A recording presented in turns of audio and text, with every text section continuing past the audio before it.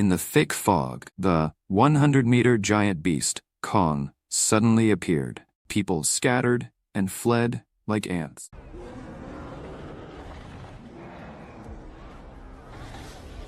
The only remaining hope was a helicopter about to take off.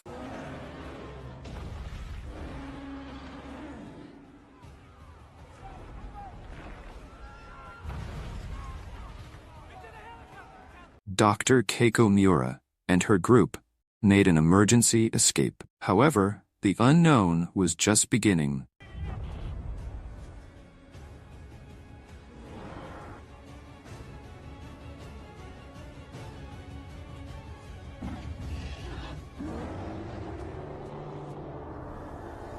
Soon after, Dr. Keiko Miura awoke from her coma. She was surrounded by monitoring personnel in protective suits. Ignoring their warnings, Dr. Keiko Miura desperately wanted to see her son, Hiroshi. She pushed open a door in the intricate corridors.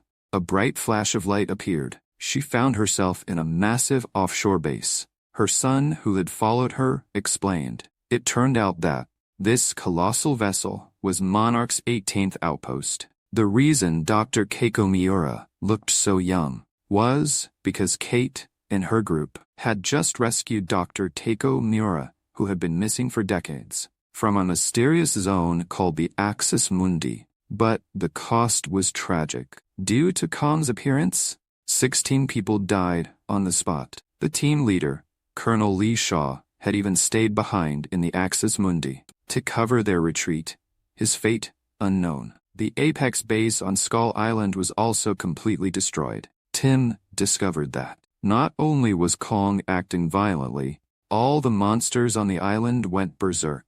That was what we agreed. You have no idea why Kong attacked. No. It's his island!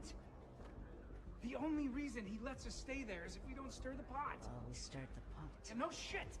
That's what you were there to prevent. You were the Monarch liaison to Apex Cybernetics. You have responsibility to ensure protocols are followed. They were followed. We must have run over a dozen tests. Kong just sat there, watching us. This is something different.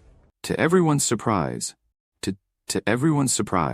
in dozens of past encounters, Kong had always been very gentle. Now, it's unclear what provoked him, but he had turned exceptionally aggressive. Keiko hadn't yet recovered from the recent tragedy. At the same time, because she had spent too long in the Axis Mundi, Keiko's body was still not adapted to Earth's environment. But she wasn't concerned about any of that. Instead, she hoped the organization could quickly launch a rescue mission for Lee Shaw. Monarch's deputy director, Natalia Verdugo, however, delivered a devastating piece of news. Because of Kong's ferocity, a rescue mission to the island had become a suicide mission, and she believed Lee Shaw had already perished. Keiko firmly believed Lee Shaw was still alive and vowed to go back and save him. It is regrettable the Colonel was lost. He wasn't lost. He stayed behind so we could make it out. Setting foot on that island right now is a suicide mission. I know Lee Shaw. He would never leave any of us behind. He's alive. I know it. Please. Please. After escaping from the Axis Mundi, Kate Randa not only rescued her grandmother, but also saw the father she had longed for. However, Lee Shaw had been left behind in the Axis Mundi because of it. If it weren't for helping them, Lee Shaw wouldn't have ended up in such a predicament. This situation weighed heavily on Kate Randa's conscience. She shared her grandmother's belief that Lee Shaw must still be alive. You don't even know if he's alive. I mean, May said she saw him fall at least 100 feet. You can bet against him. I'm not giving up. And indeed, they were right. After detaching from the vessel, Lee Shaw fell from midair, but the thick layers of dead leaves cushioned his fall. As a result, Lee Shaw was unharmed upon landing.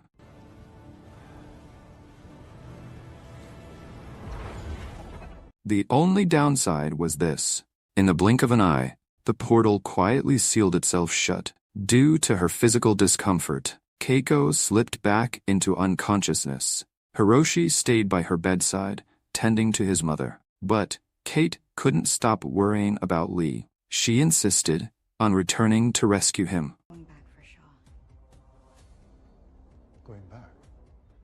Hiroshi had little hope. On top of that, Monarch had already forbidden them from returning to the island. Kate was unfazed. After all, her father Hiroshi had never been one to follow the rules. Skull Island was extremely dangerous. He worried they might not make it back alive. However, Kate remained resolute.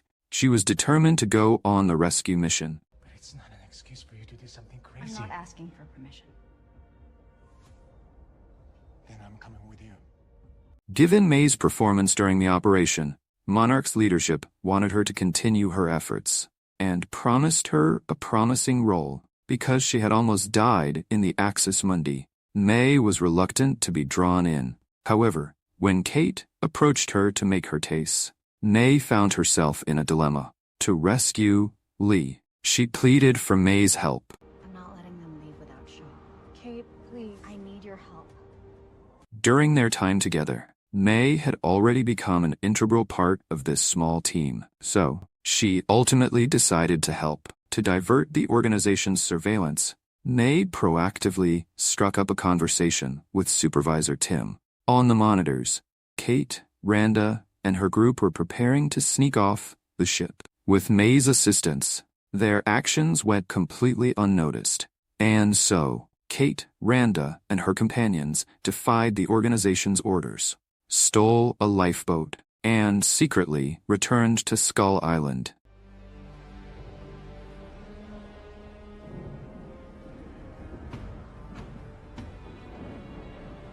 However, the island was home to a myriad of bizarre creatures, and all of them were exceptionally ferocious. Rewind several decades to 1957. The young explorer Bill Randa, Colonel Lee Shaw, and Dr. Keiko Miura were sailing to a remote island, searching for a legendary sea monster. The island was located in the Santa Soledad region of southern Chile. According to archival records, 200 years ago, there had been a sighting of a sea monster here. In pursuit of this mythical creature, the three of them embarked on this mysterious island. However, as soon as they set foot on the island, a dense flock of birds soared overhead. It seemed their appearance startled the birds and cast an ominous shadow over their journey. The island exuded an eerie strangeness at every turn. Empty streets,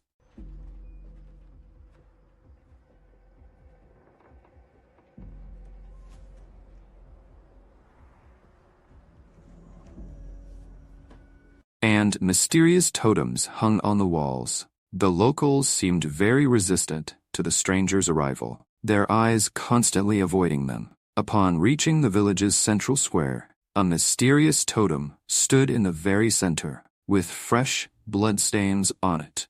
The three paid no mind to it, assuming it was merely from villagers butchering fish.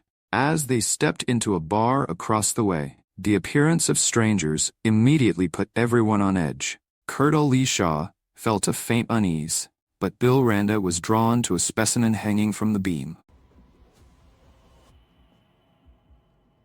Hi, what is that? Is that, It resembled a fish, yet possessed terrifying sharp claws. When Bill Randa tried to take a photo, it instantly enraged the local villagers. They drew their knives, intending to drive them away. Just as tensions reached a boiling point, the bar owner stepped in to mediate, and the situation slowly de-escalated. What exactly was this strange fish, and what were the villagers hiding? Inside the bar, the three tried to uncover more useful clues. However, the surrounding villagers remained wary of them. Fearing danger, Colonel Lee Shaw urged everyone to leave early. Just then, the bar owner suddenly approached them and invited Bill Randa to dance. At this time, Bill Randa and Dr. Keiko Miura were already married. After getting Dr. Keiko's consent, the owner pulled Bill away. Meanwhile, Colonel Lee Shaw had always secretly loved Dr. Keiko. The fact that they never got together left him with some regret. While they were dancing, the owner took the opportunity to tell him something. It turned out the villagers worshipped a sea god, and they would go to any lengths to keep this secret. However, the arrival of the three outsiders had disrupted the village's peace. The trio went outside to admire the moon. The crimson moon looked very eerie. Just then, the owner suddenly appeared, hoping they would leave as soon as possible. For this reason, the owner had already prepared a boat for their departure. But under Dr. Keiko's persistent questioning, the owner finally relented. Are you hiding something? If I show you, you will leave? Immediately after, the proprietress led the three of them to a mysterious cave.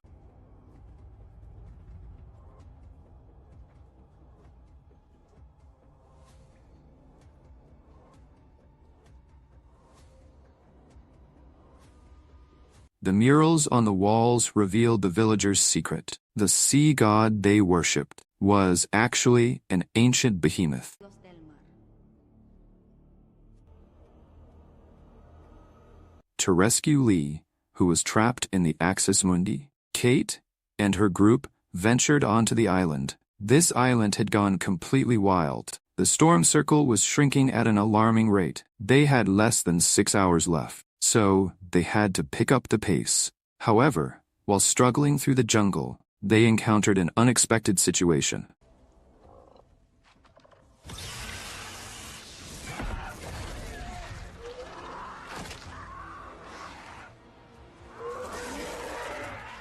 Suddenly, a massive, pterosaur-like creature suddenly swooped down from a tree and immediately snatched its prey.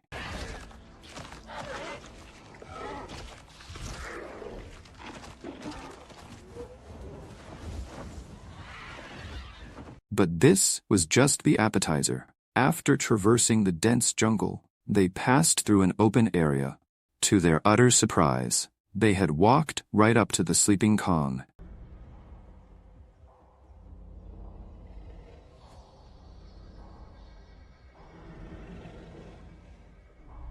To avoid waking the Titan, everyone remained absolutely silent.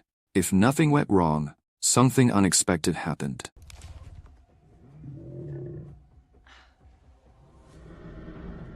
May accidentally stepped on a branch, making a sound. Kong was startled.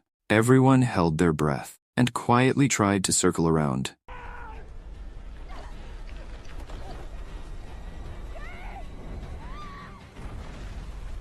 But then Kong suddenly rolled over, nearly crushing Kate. Luckily, it was just a false alarm. Meanwhile, at the Monarch organization's base, Keiko finally awoke from her deep slumber. Upon seeing the founder of the Monarch organization, Tim was honored to introduce her to the current state of the organization. Their equipment was now quite advanced, allowing them to monitor the Titan's movements in real time, to prevent them from causing further destruction and harm to humanity. Inadvertently, Keiko noticed the surveillance footage on the screen. It showed Kong's attack on the Apex base on Skull Island. She keenly sensed something was amiss. Right there. Where? What am I looking at? Can you go closer? You said this island was Kong's realm. That he would try to protect it. By analyzing the footage, they made a startling discovery. Kong wasn't rampaging without reason. It was protecting its territory against an unknown creature lurking in the shadows. Just then, a team member reported Kate's unauthorized departure to Natalia Verdugo. Keiko knew they must have gone back to rescue Lee. Worried that they might encounter danger, Keiko proposed going to Skull Island herself. Meanwhile, Kate and her group finally located the abandoned Apex base. Kong's rampage had leveled the place, but fortunately, the vital equipment wasn't too damaged. While the equipment was still functional, Kong had definitely damaged the power supply. Hiroshi Randa sent his son, Kentaro Randa, to check the power lines. For safety's sake, May went with him. During this time, Kentaro Randa asked his father why he had started another family in Japan. Hiroshi Randa explained that Kentaro Randa's mother used to work for the Monarch organization. They met through work, and having shared aspirations and goals, they became a couple. But he had kept it a secret from Kate Randa's mother. After arriving at the power room to check the wiring, Kentaro Randa successfully repaired the lines. The moment power was restored,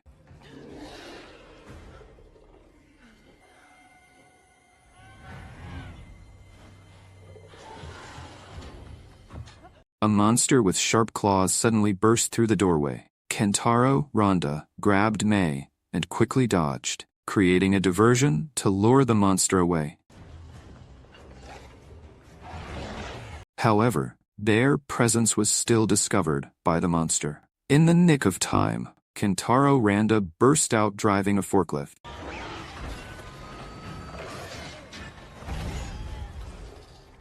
The monster was instantly impaled by the forklift, and both of them narrowly escaped danger. Meanwhile, Daita Li Shaw, all alone, was wandering aimlessly in the Axis Mundi. As luck would have it, he encountered a mutated boar monster. Just as he reached for his weapon, he realized the gun on his leg had already fallen off. Luckily, he still had a nail clipper. After Dr. Keiko's persuasion, the organization dispatched helicopters to Skull Island, navigating through dark, thunderous storm clouds. A terrifying scene unfolded.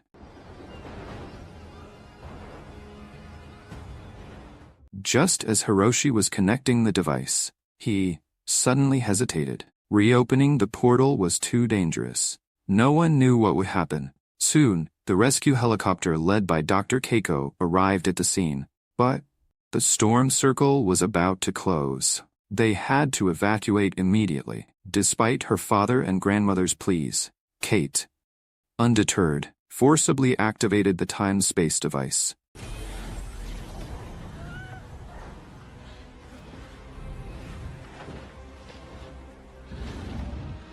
The moment the energy was triggered, Khan sensed the danger. After the time-space rift was opened, the escape pod was instantly sucked into the Axis Mundi. The moment the portal opened, Colonel Lee immediately spotted the escape pod. What he didn't expect was that a giant beast, hidden within the peaks, was also slowly awakening. With time running out, Colonel Lee immediately rushed to the escape pod. At the same time, swarms of smaller creatures were also swarming towards the exit. Just as the giant beast fully awakened, Colonel Lee safely hid inside the escape pod.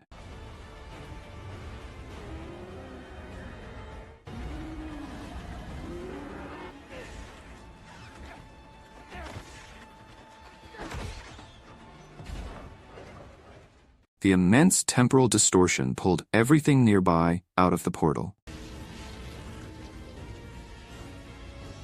Kate and the others were astonished to find that a giant monster crawled out of the portal. Still, Li Sha did not appear. Kate Randa dared not let go of the device in her hands. Just then, a small monster was actually hiding inside the escape pod. After a struggle with it, Li Sha successfully killed it.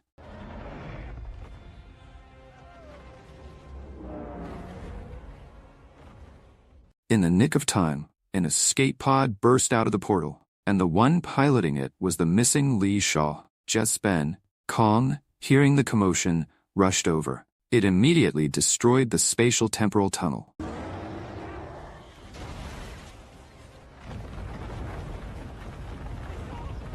Then began to pursue the escaping monster.